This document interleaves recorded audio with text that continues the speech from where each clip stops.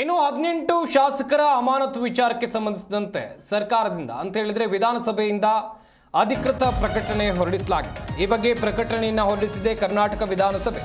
ಶಾಸಕರ ಅಶಿಸ್ತು ಆಧಾರದ ಮೇಲೆ ಅಮಾನತು ಬಗ್ಗೆ ಸ್ಪಷ್ಟನೆಯನ್ನು ನೀಡಲಾಗಿದೆ. ಬಿಜೆಪಿಯ 18 ಶಾಸಕರ ಮೇಲೆ ವಿಧಿಸಿದ್ದ ಎಲ್ಲಾ ಷರತ್ತುಗಳನ್ನು ಈಗ ರದ್ದು ಮಾಡಲಾಗಿದೆ. ವಿಧಾನಸಭೆ ಸಭಾಂಗಣ ಪ್ರವೇಶ ನಿರ್ಬಂಧ ಆದೇಶ ವಾಪಸ್ ಪಡೆಯಲಾಗಿದೆ.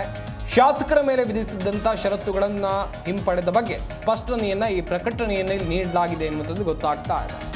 ಸಮಿತಿ ಸಭೆಗಳಿಗೆ ಹಾಜರಾಗೋಕೆ ಅನುಮತಿ ಸೇರಿದಂತೆ ಹಲವು ಷರತ್ತುಗಳನ್ನು ಹಿಂಪಡೆದ ಬಗ್ಗೆ ಸ್ಪಷ್ಟನೆಯನ್ನ ಈಗ ವಿಧಾನಸಭೆ ವತಿಯಿಂದ ಕೊಡಲಾಗಿದೆ. ಸ್ಪೀಕರ್ ಯುಟಿ ಖಾದರ್ ಅವರು ಕೂಡ ಹೇಳ್ತಾ ಇದ್ರು ಆದೇಶ ಪ್ರತಿ ಬರುತ್ತೆ ಎನ್ನುವುದಾಗಿ. ಕರ್ನಾಟಕ ವಿಧಾನಸಭೆ ಗಮನಿಸ್ತಾ ಇರ್ಬೋದು ನೀವು ಕೂಡ.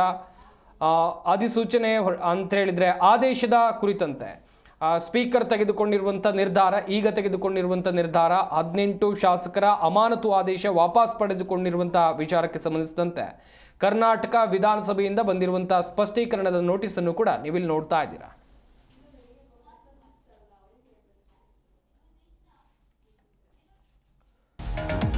ಗಮನಿಸ್ತಾ ಇರಬಹುದು ಬಿಜೆಪಿಯ 18 ಶಾಸಕರ ಅಮಾನತು ಆದೇಶ ವಾಪಸ್ ವಿಚಾರಕ್ಕೆ ಸಂಬಂಧಿಸಿದಂತೆ ಈ ಬಗ್ಗೆ ಪ್ರಕಟಣೆಯನ್ನ ಕರ್ನಾಟಕ ವಿಧಾನಸಭೆ ಹೊರಡಿಸಿದೆ.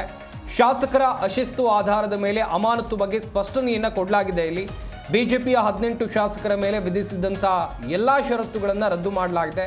ಯಾವ್ಯಾವ ಷರತ್ತುಗಳಿತ್ತು, ಯಾವ್ಯಾವ ರೀತಿ ರದ್ದು ಮಾಡಲಾಗಿದೆ, ಹಾಗೆಯೇ ಆ ದಿನ ಏನಾಯಿತು, ಒಂದಷ್ಟು ವಿಚಾರಗಳ ಕುರಿತು ಇಲ್ಲಿ ಉಲ್ಲೇಖವನ್ನು ಮಾಡಲಾಗಿದೆ.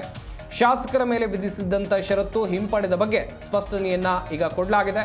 ಗಮನಿಸ್ತಾ ಇರಬಹುದು ಸಮಿತಿ ಸಭೆಗಳಿಗೆ ಹಾಜರಾಗೋಕೆ ಅನುಮತಿ ಸೇರಿದಂತೆ ಹಲವು ಷರತ್ತುಗಳನ್ನು ಹಿಂಪಡೆದಿರುವ ಬಗ್ಗೆ ಸ್ಪಷ್ಟನೆಯನ್ನ ಇಲ್ಲಿ ಕೊಡಲಾಗಿದೆ.